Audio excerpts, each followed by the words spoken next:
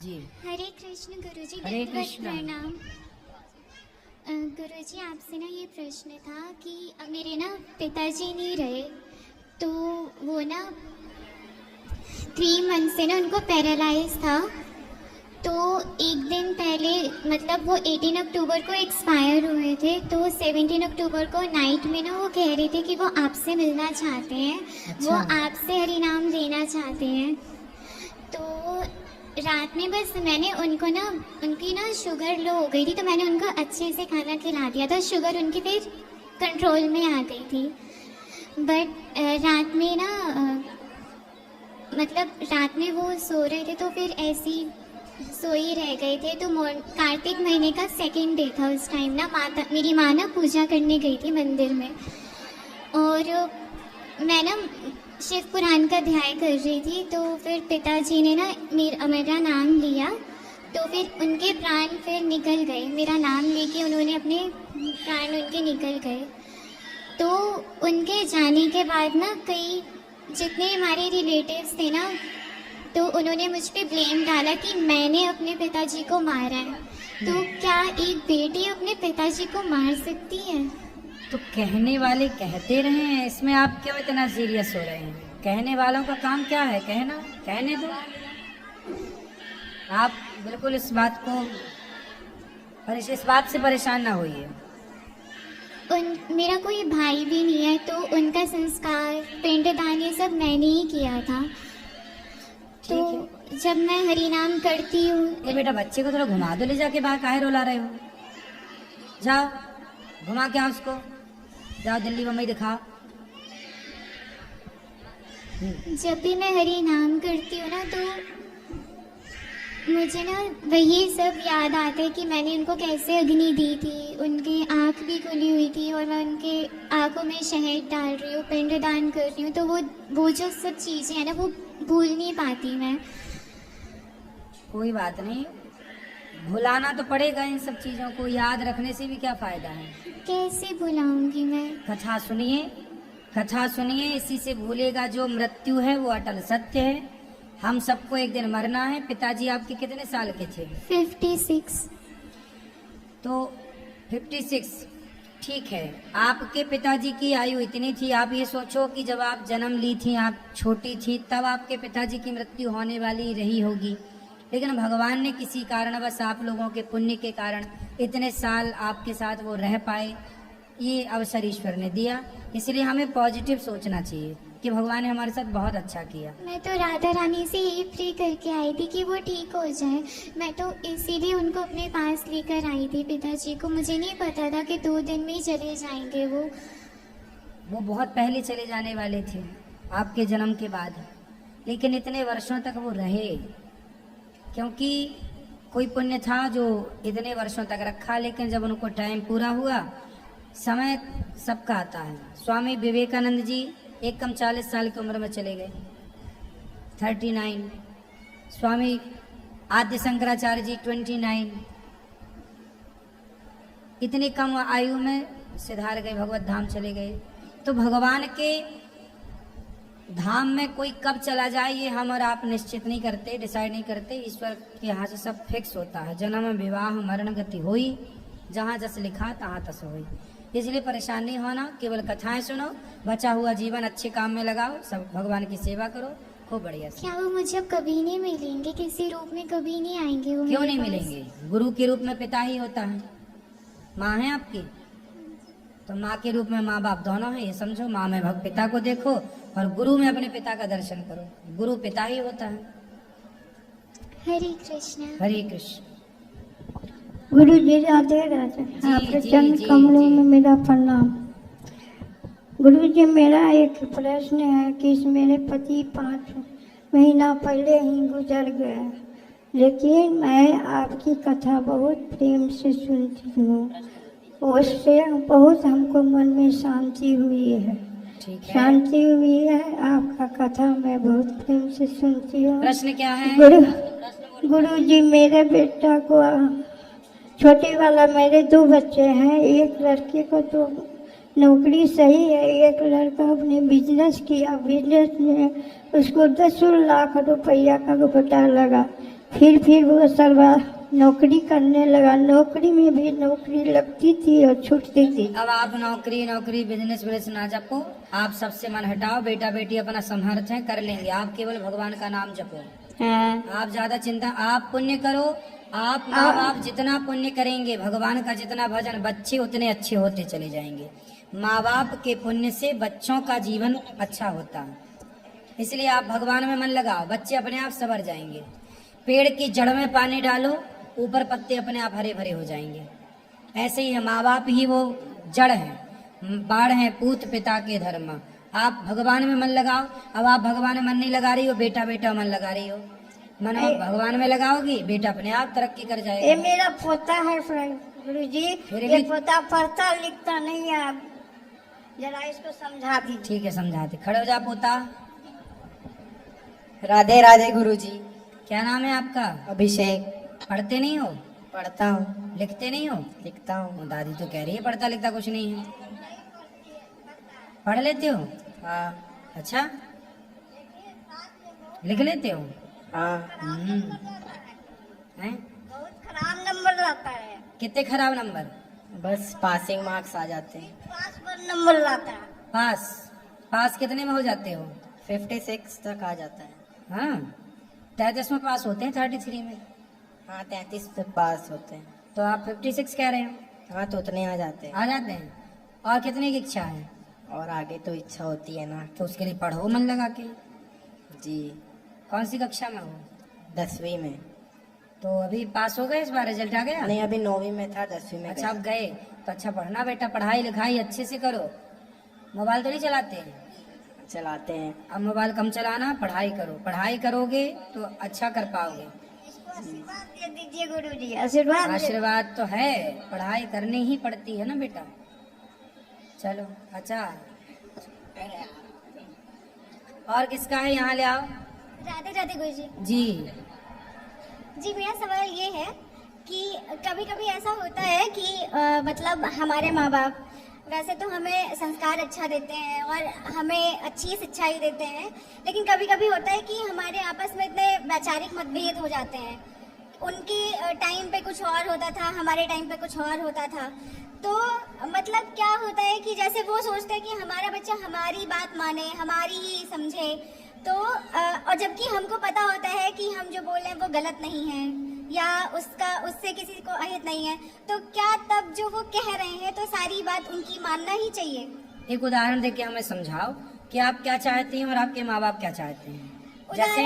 जैसे जी, जैसे मैंने कोई बात कही कि जैसे पुरानी कोई सोच है या पुरानी कोई प्रथा है। क्या?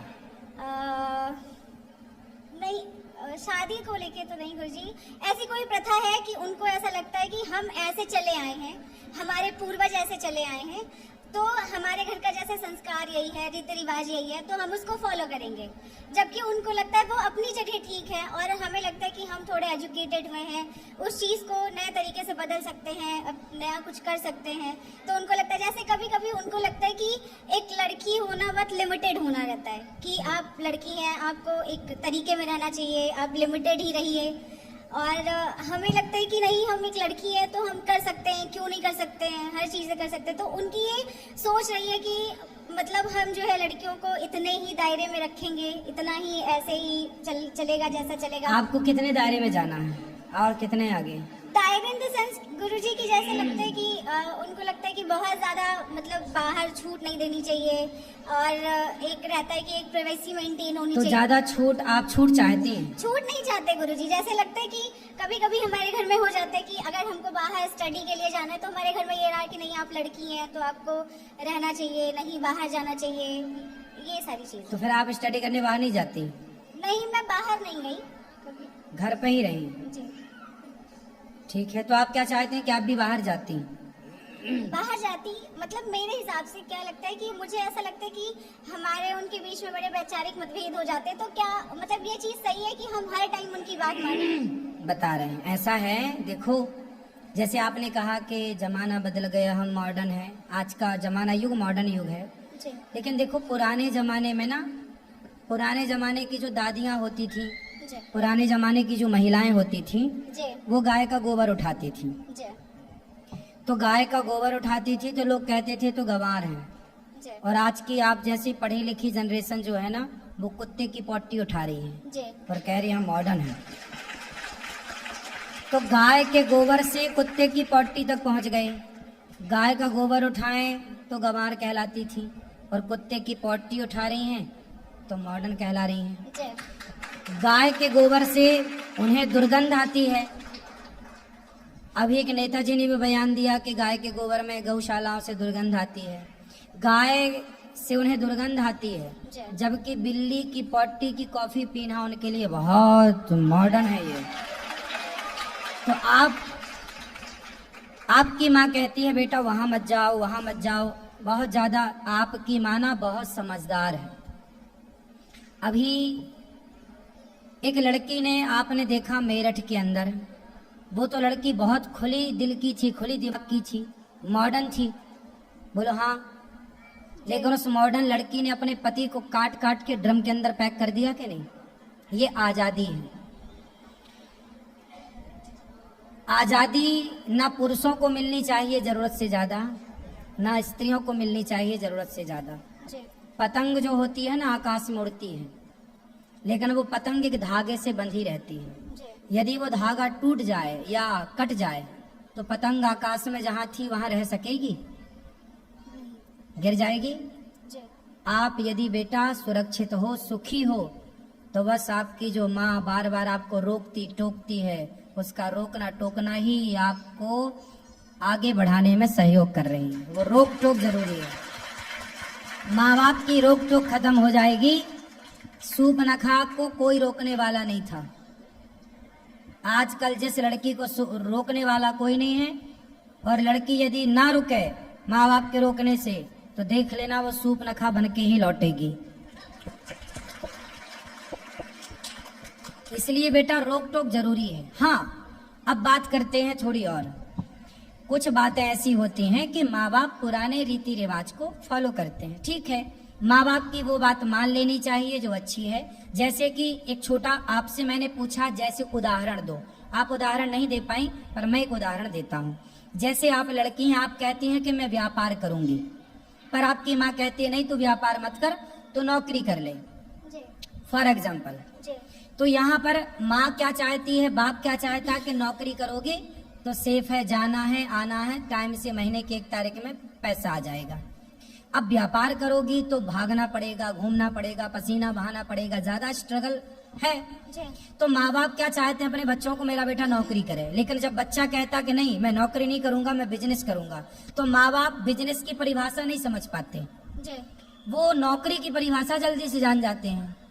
तो माँ बाप यहाँ पर इस बात के लिए गलत हो जाते हैं कि वो बच्चों को नौकरी करने के लिए पीछे पड़ जाते हैं, जबकि नौकरी नौकर है, बिजनेस मालिक है। जी जो बिजनेस करता है वो बड़ा होता है, जो नौकरी करता है वो छोटा होता है। तो आप यदि बिजनेस करना चाहती हैं और आपकी माँ यदि आपको नौकरी के लिए प्रेरित कर रही है, तो आपकी माँ तब गलत है, उस समय आप सही है। लेकिन आपकी पुरानी परम माँ कह रही है बेटा वहां मत जाओ, बेटा ये मत खाओ, इसका मतलब माँ सही है, आप वहां मत जाओ, वहां मत जाओ, इसलिए क्योंकि माँ जानती है कि लड़की वहां जाती है तो कैसी बन के आती है, क्योंकि उसे अनुभव है। आजकल लड़कियां, आप तो लड़की हो, आप बताओ, आजकल लड़कियां पढ़ने जाती हैं, पढ़ाई बुराई नहीं है, जी देश के बाहर भी जाती हैं और भारत के भी कोने कोने में जाती हैं, पर ये बताओ जी आजकल लड़कियां अपने माँ बाप को धोखा दे रही हैं कि नहीं? आपसे सवाल। बिल्कुल, मैंने तो देखा है अपने आसपास। देखा दे रही बिल्कुल हैं। देखा है गुरुजी। तो आपके माँ बाप भी तो ये सब देख रहे होंगे, तो उन्हें भी तो ये डर है कि मेरी बेटी मुझे धोखा ना देने लग नहीं, जाए। मैंने आजादी और स्वतंत्रता की बात ये इसलिए नहीं की कि मुझे रोक टोक से दिक्कत है। मैंने एक वैचारिक माइक मतभेद पास वाली में दो। बात की। माइक पास में। मैं मतलब मैंने रोक टोक से मेरा कोई विरोध नहीं है कि रोक टोक कर रहे हैं, वहां न जाओ, ये न जाओ, मतलब मैंने स्वतंत्रता के खिलाफ नहीं वो किया। एक वैचारिक मतभेद रहता है कि जैसे एक ही तराजू में सबको तौलना भी तो नहीं सही है गुरुजी। ठीक है, एक तराजू में सबको नहीं तौलना चाहिए, बात ठीक है। सारी लड़कियां एक सी नहीं है, सारे लड़के एक सी नहीं है, ठीक है। कभी कभी हमारे पेरेंट्स क्या होते हैं कि हमें लगता है, वो भी हैं पेरेंट्स, हम मानते हैं, कभी कभी लगता है कि उन्हीं से गलत हो जाता है, तो क्या हमें कभी विरोध नहीं करना चाहिए? बिल्कुल, कई बार बच्चे सही करते हैं, सही बोलते हैं, और वो अपने से एटीट्यूड से नहीं मानते कि मैं तो बाप हूँ तुम्हारा, मैं तो बड़ा हूँ, मैं तो बड़ी हूँ, तुम थोड़ी मुझे उपदेश करोगी, जबकि बच्ची या बेटा सही भी होता है। तो दोनों पक्ष हैं। कई जगह माँ बाप गलत होते हैं, कई जगह बच्चे गलत होते हैं। तो मेरा सीधा सा क्वेश्चन यही था कि क्या जब कभी हमारे माँ बाप किसी भी एंगल में हमें लगे गलत है, हमको उन्होंने संस्कार दिया, सब कुछ दिया, समझ है, हम आज के टाइम के हैं, हमने देखा है, मतलब एक गलत माहौल भी देखा है, एक सही भी देखा है, तो हमें ये लगता है कि जब हमें लगता है कि माँ बाप कहीं कुछ गलत कर रहे हैं तो क्या हमें भी उसका विरोध करना चाहिए? बिल्कुल, माँ बाप को बोलना चाहिए कि गलत है। कई टाइम आता है गुरुजी कि सब लोग बोलते हैं घर में ऐसे कि नहीं हम पिता हैं तो उसका विरोध मत करो, कहना नहीं चाहिए, एक दायरा होना चाहिए। नहीं, पिता है तो पिता को कमरे में बता सकते हैं कि पिताजी आप पिता हैं तो गलत है। जैसे प्रहलाद जी के पिता गलत थे, हिरण्यकश्यप बोले कि मैं ही भगवान हूं, तो प्रहलाद जी ने अपने पिता को बोला कि आप गलत हैं, लेकिन उन्होंने पिता के खिलाफ कोई षड्यंत्र नहीं रचा। वो तो केवल अपने पिता को इग्नोर करके भक्ति की राह पर चलते गए। आप अपने पिता को समझाओ, जी समझाओ, समझाने से वो समझे तो ठीक है, वरना आप समझा ही सकती हैं और क्या कर सकती हैं। जी अब वो गलती किस तरह की है, वो तो गलती सुनने से पता लगेगी कि वो गलती किस तरह की है। वो जनरल वे में भी हो जाती है कुछ। हाँ, तो फिर उनको समझाया जाए। और हर देखो, हमारे यहाँ कपिल भगवान बेटा है और देवहूति उनकी माँ है, तो पुत्र ने अपनी माँ को उपदेश किया। जरूरी नहीं है कि माँ बाप ही बच्चे को समझाएं, कई बार माँ बाप को बच्चे भी समझाते हैं और समझाना चाहिए। और माँ बाप को इस अभिमान में नहीं रहना चाहिए कि तू तो हमारा बच्चा है, तू हमें क्या समझाएगा। नहीं, कई बार बच्चे हमें समझाते हैं, अच्छी बात समझाते हैं, तो हमें समझ भी लेना चाहिए, ये सही है। धन्यवाद गुरुजी, आशा है कि इस बात से उनको थोड़ा तो समझ में आ ही जाएगा आज। ठीक है, समझेंगे, जरूर समझेंगे। गुरुजी राधे राधे। जी जी। गुरुजी, पहली बात तो यहाँ आके हमें बहुत अच्छा लगा, आपके दर्शन मिलके, और यहाँ का आप जो अन्नदान और माताओं की सेवा कर रहे हैं, ये देख के हमें इतनी प्रसन्नता हुई। आज तक मैं साधु संत पे विश्वास बहुत कम करता था, क्योंकि पहले के जो थे कई साधु संतों को हमने